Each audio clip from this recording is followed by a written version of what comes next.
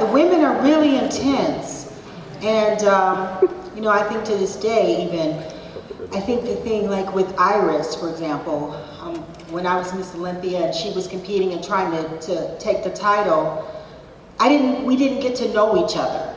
And after I retired, I had somewhat of a, an attitude, a little bit of, because here it is, she's from Michigan, I'm from Michigan. She's African-American, I'm African-American, and just never got to know each other.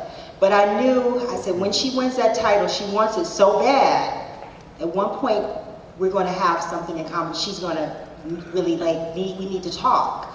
And we're not at that place.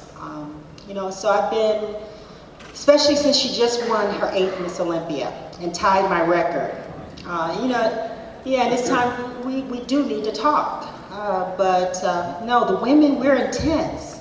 We are very intense, and you can see it when in bikini and figure, and I'm just intense. No. If you were to talk to Iris today, would you advise for her to start taking vitamin A? Well, I don't think she needs to take vitamin A. Probably got enough vitamins. Me,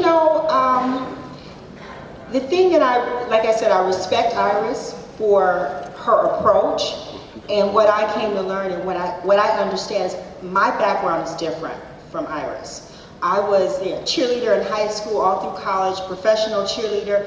Iris, that's not who she is, And so at first I had a serious attitude about her approach, because when you win the Miss Olympia, I feel like you have a responsibility. The women started to catch me, Kim came in with that incredible physique while I was sitting there trying to, I was more concerned about marketing. At first you win the Miss Olympia, then after that I feel like I had a responsibility to, I'm a woman. I feel like my approach to the sport, that the approach should be different. And when I see this woman coming along and she seems to not care, she's on stage and she's posing and doing when you guys challenge each other, and I didn't really see that ladylike thing the way I was, way I approached it. So, but I learned she's different. And I know that when I looked at Corey, I came in, I had to be Linda. I'm not Corey. I'm not, Corey's 5'8", 5'9". I'm 5'5". My approach, my look is different. I shouldn't expect to be on 20,000 covers, So Iris, I really seriously had an attitude toward her approach, but I recognize she's a different person. And so that's why I say I do respect her for what she's doing. However, I know that when you look at the categories, women now, they have a choice. For me, if I looked and I saw the current Miss Olympia, I probably would want to be a physique competitor, to be honest. However, there are women that's what they want. They want to be, to have that look. So to each his own.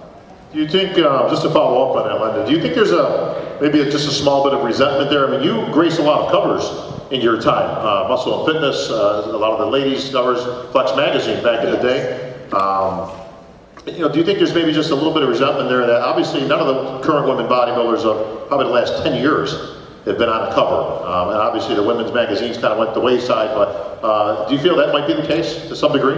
What, with Iris? Yeah, just with, not just Iris, but I mean any of the top female bodybuilders of today and of the last 10 years. I mean, you were kind of a whole different area. Like I say, you kind of, you brought the muscle, but you also brought that feminine package, right. Which I think a lot of people would like to see a return to. Yeah. Well, it's still possible for a female bodybuilder to be on the cover. I think that, like you guys are talking, it's up to the individual bodybuilder to present a package that's complete, and if you start to go in a direction that's not attractive, when you're on the cover, covers have to sell, period, end of story. So if you're not, you have an athletic, I'm not saying that's your athletic look, but It's about Marketable. selling. It's about being marketable, period.